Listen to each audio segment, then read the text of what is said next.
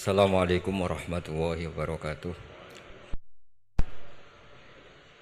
Bismillahirrahmanirrahim.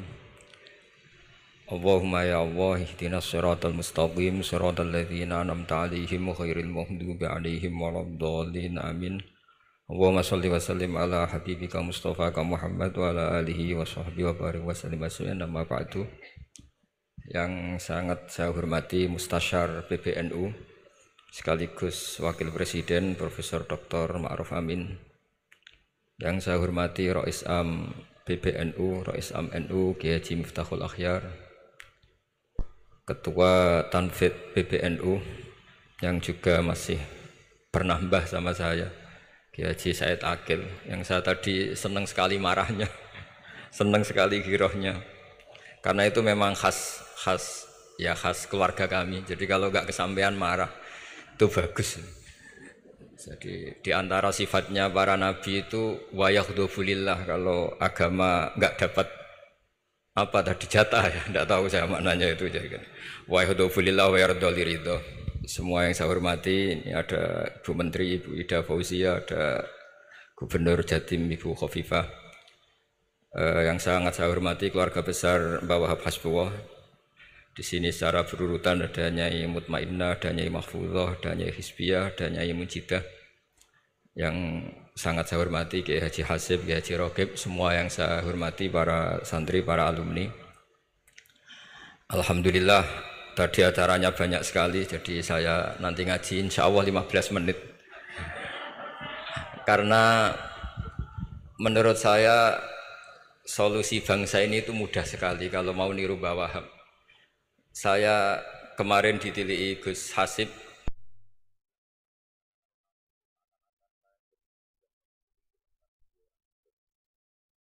kemudian beberapa hari dikasih paketan beliau tentang Mbah Wahab, buku dari beliau tentang Mbah Wahab. Tapi sebetulnya saya tahu banyak tentang Mbah Wahab tanpa buku itu, karena Mbah Maimun guru saya, juga bapak saya Kiai Haji Nur Salim sering cerita Kiai Wahab itu pedagang, politikus, juga pahlawan. Kita sebetulnya melihat itu sederhana, artinya sederhana dalam pikiran ulama. Jadi pernah suatu ketika Sayyidina Ali itu marah besar melihat umat Islam itu, sehingga beliau marah besar. Di antara kalimatnya itu, karena ini tengah-tengah kalimat langsung pakai fa. Adalah nanti terserah santri-santri yang ngi'rab. Fakubhan lakum hina sirtum gharadun yurma. Jadi umat ini akan buruk sekali ketika posisinya itu objek di sasaran tembak pihak lain. Ketika misalnya haji itu bagus prospek, nanti ujung-ujungnya yang bikin sajadah kadang orang sana, mau bilang kubu sebelah, nanti sensitif secara politik. Nanti ketika umat Islam punya kebutuhan pakaian ihram besar, juga yang produk kadang orang lain. Begitu seterusnya, sehingga setiap kebutuhan kita pun yang produk itu orang lain. Sehingga Mbah Wahab berpikiran sampai impor mori, pas itu kain putih. Begitu juga traveling, ketika umat Islam butuh mudah pergi ke Mekah untuk haji dan umroh, juga bironya itu kadang orang lain. Zaman itu Hindia Belanda, sehingga beliau dulu sudah mendirikan semacam biro haji. Itu semua adalah madhab, di antara madhab Sayyidina Ali ketika beliau mengatakan fakubhan lakum hina sirtum gharadun yurma. Buruk sekali kamu di mana-mana ini jadi objek. Misalnya kira-kira gini lah, kalau kholnya Mbah Wahab itu ada 10.000 santri dan semuanya karena keluarga kiai itu dermawan, sama Bu Mujidah dikasih makan semua. Nanti cateringnya yang menyediakan orang lain, kita tidak punya kecakapan produksi itu atau melayani itu. Sehingga perdagangan Mbah Wahab dalam tradisi keulamaan itu dimaknani sebagai supaya kita ini jadi aktor, baik di perdagangan, di politik, maupun dalam solusi urusan-urusan publik. Misalnya sekarang ada problem apalah, sebetulnya solusinya gampang sekali. Ketika kita minus atau ketika kita tidak berkecukupan, mulai dulu ulama itu solusinya gampang. Pernah suatu Abdul Qasim Al-Junaidi atau siapa sajalah, ini karena polanya sama, menyuruh muridnya, saya tolong belikan ikan. Cara sekarang mungkin dikasih uang 50.000, terus dikasih tahu sama muridnya, Pak Yai uangnya tidak cukup karena harga ikannya 70.000. Terus kata gurunya, beri lebih murah lagi. Uang 50 aja tidak cukup, kok cari yang lebih murah. Kata beliau, arkhisuhu bitarki. Ya bikin murah karena kamu tidak berkeinginan. Jadi nggak usah belikan katanya. Ini penting sekali karena dulu ada solusi, masyhur itu makalahnya Imam Syafi'i itu. Kata beliau, fa innal ghina anisya'ila bihi. Kalau kamu ingin tidak tergantung sesuatu, maka hindari sesuatu itu. Jangan memaksakan memenuhi sesuatu itu dengan memaksakan, tapi hindari sesuatu itu. Saya misalnya kalau nuruti kepengin misalnya, kalau saya dengan nafsu serakah saya, mungkin saya ingin punya mobil mewah, ingin apa saja. Tapi itu membuat saya tersiksa karena harus menyediakan ini itu. Ya sudah, tidak usah ingin. Sehingga mudah sekali. Makanya kata ulama dulu, fa innal ghina anisya'la bihi. Untuk menjadi berkecukupan, usahakan banyak hal yang tidak Anda butuhkan. Semakin banyak hal yang kita butuhkan, maka kita akan tergantung akan sesuatu itu. Makanya banyak ilmuwan, saya sering diskusi sama pakar-pakar sama ilmuwan. Apakah negara Amerika itu negara yang kuat? Banyak ilmuwan yang berpikir itu ilmuwan politik, bukan tasawuf, berpikir negara paling lemah itu ya kayak Amerika. Karena semakin powernya kuat, ketergantungannya semakin kuat. Untuk memenuhi kebutuhan listrik harus begini, untuk kebutuhan minyaknya harus ini. Semakin kita kuat, maka ketergantungan akan sesuatu semakin banyak. Jadi ibarat orang yang punya Alphard sama yang enggak, kayak mana ya? Kayak yang enggak, karena kebutuhannya ada banyak. Artinya dalam kondisi krisis, ulama masih punya solusi, yaitu al-ghina itu anisya'la bihi. Jadi usahakan ketercukupan itu karena menghindari kebutuhan-kebutuhan yang tidak primer, yang tidak prinsip. Bukan memaksakan semuanya terpenuhi. Karena kita ini ulama. Dulu ketika sebelum ada negara, belum ada TNI, itu ulama punya cara untuk ngelawan Belanda. Karena mereka terbiasa punya loyalis, punya muhibbin, punya ghirah, punya strategi.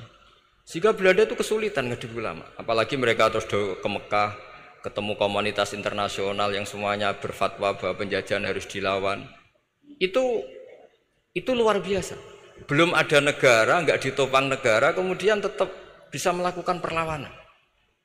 Coba kalau dulu ngelawan nunggu, wah saya mau ngelawan penjajah kalau saya diangkat jadi TNI, saya mau ngelawan kalau saya punya otoritas yang disahkan negara, itu ribet. Negara ini saya tidak akan ngaji lama-lama, tapi saya akan cerita khas Mbah Wahab sesuai riwayat yang saya dapatkan dari guru-guru kami, bahwa beliau tadi seperti yang dikatakan Pak Said, membina dan menyebarkan NU kemana-mana tanpa uang proposal. Nggak kebayang saat itu proposal kepada siapa, negara sendiri masih susah. Lalu mau diajukan kemana?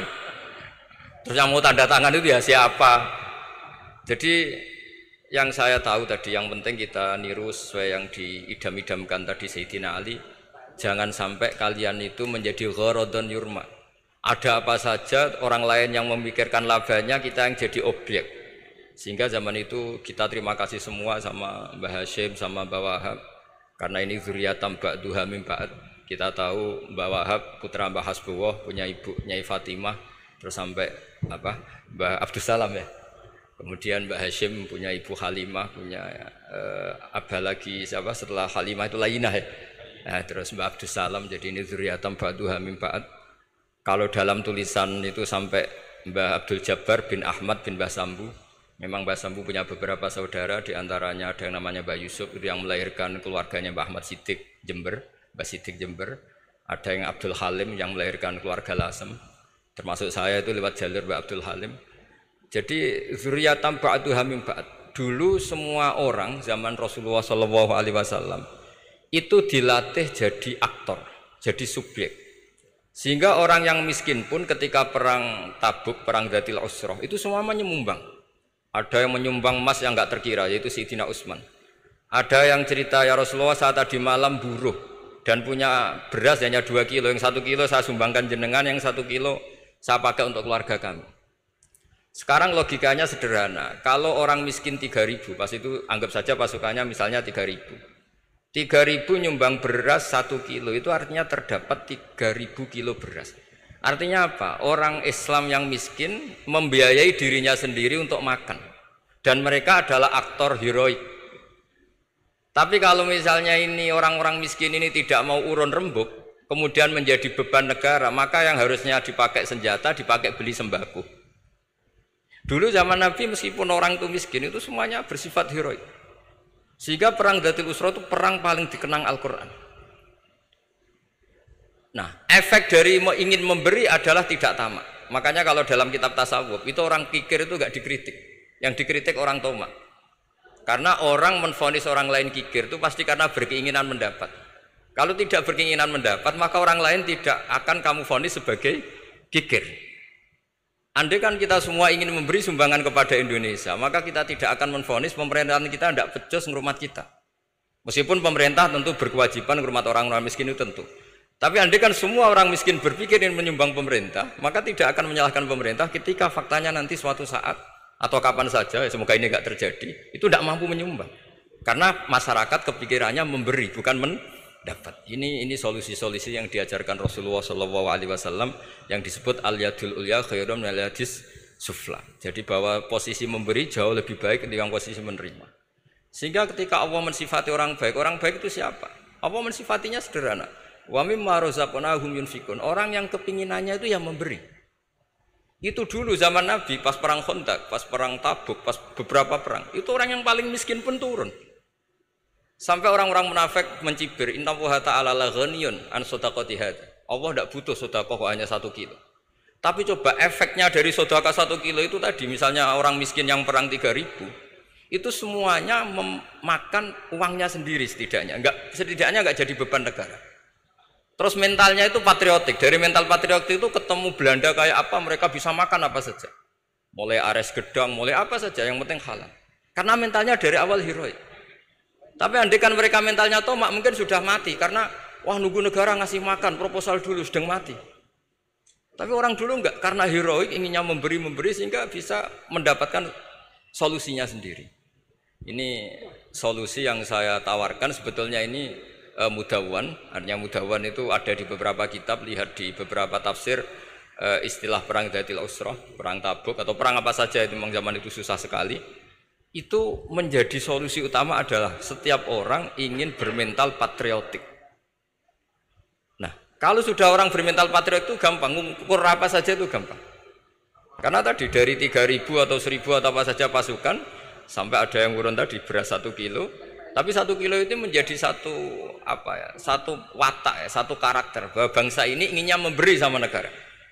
Sehingga negara ini mudah merdeka. Coba kalau semua orang miskin zaman itu bermental ingin mendapat, ribut proposal, nyalahkan ini, enggak didata miskin tersinggung, kan capek. Jadi ini memang zaman akhir ya agak aneh, orang enggak didata miskin itu tersinggung. Kalau besanan nyari yang kaya, tapi kalau ada sumbangan nyari sebagai yang miskin. Jadi kalau tanya solusi khas ulama, kita belajar dari perang Dzatul Usra. Itu orang yang miskin semuanya urun. Nah barokahnya urun itu kemudian mereka bermental patriotik. Barokahnya patriotik, yang kaya, yang miskin, yang pinter semuanya berkontribusi untuk menyumbang negara. Akhirnya negara ini bisa merdeka sebelum terbentuk TNI, sebelum terbentuk Polri. Karena tadi keinginan memberi, keinginan patriotik. Sehingga cerita buyut-buyut saya ketika Belanda atau apa Jepang itu yang dicari di geladak saya itu ya kitab. Karena kitab ini dianggap sumber inspirasi mereka melawan Belanda. Dulu kita tahu masyarakat kita itu kalau ngerti Belanda itu dipanggil Doro, wis penjajah jadi diundang Doro. Itu kan terlalu dulu. Sehingga orang Arab itu kadang agak dengan tanda kutip mencibir kita kalau bahasakan negara jajahan itu mustakmarin. Negara yang perlu rame karena cara berpikir masih terbelakang. Wong penjajah kok dipanggil Doro. Terus ketika beberapa kiai melihat Belanda baik karena di alun-alun dikasih masjid gini-gini sudah tidak berotak karena anggap Hindia Belanda itu baik.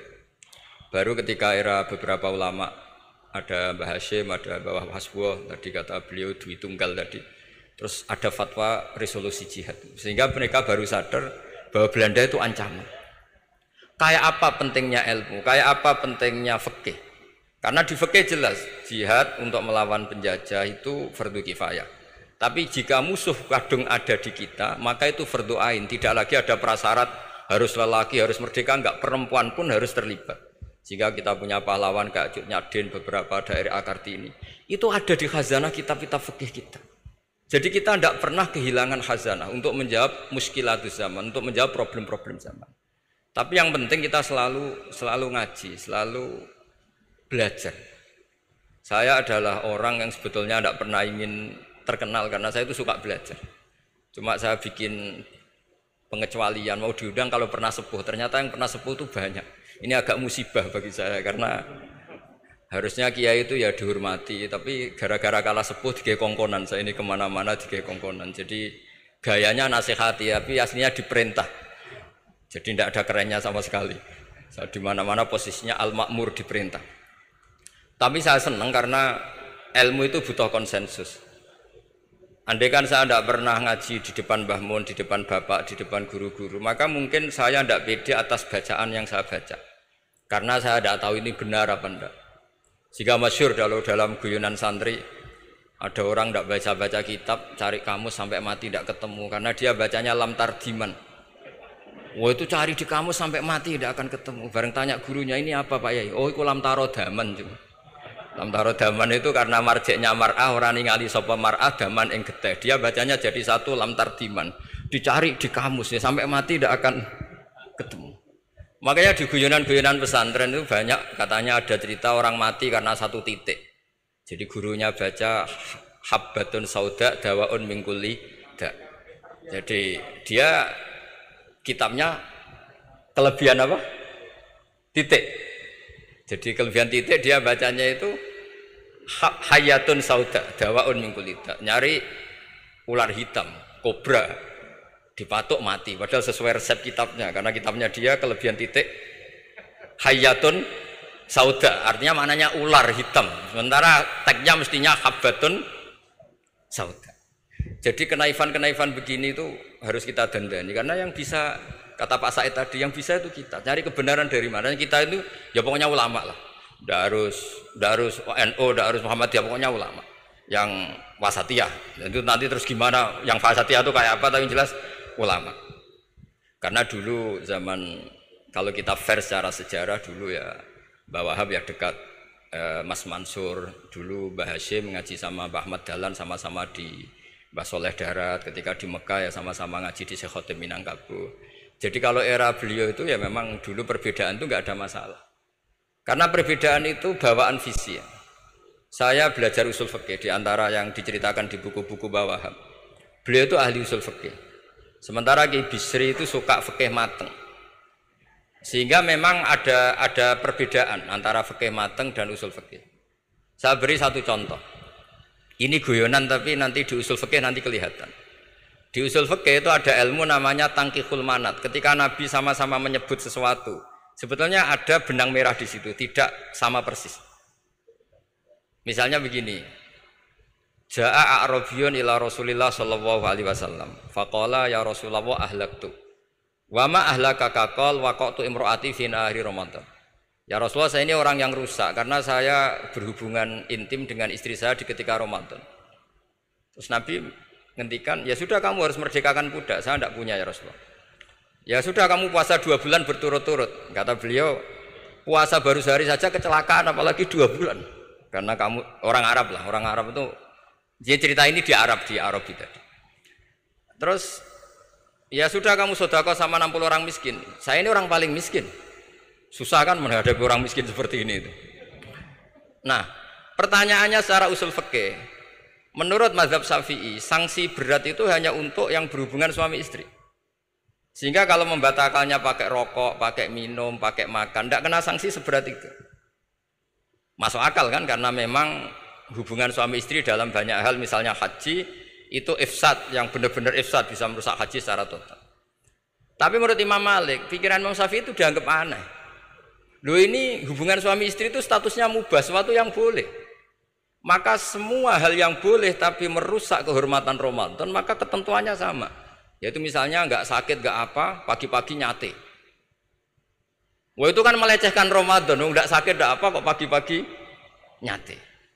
Perlu dicatat karena hubungan suami istri itu sesuatu yang boleh. Berarti kalau yang boleh merusak Ramadan hukumannya berat, makan yang statusnya boleh juga hukumannya berat.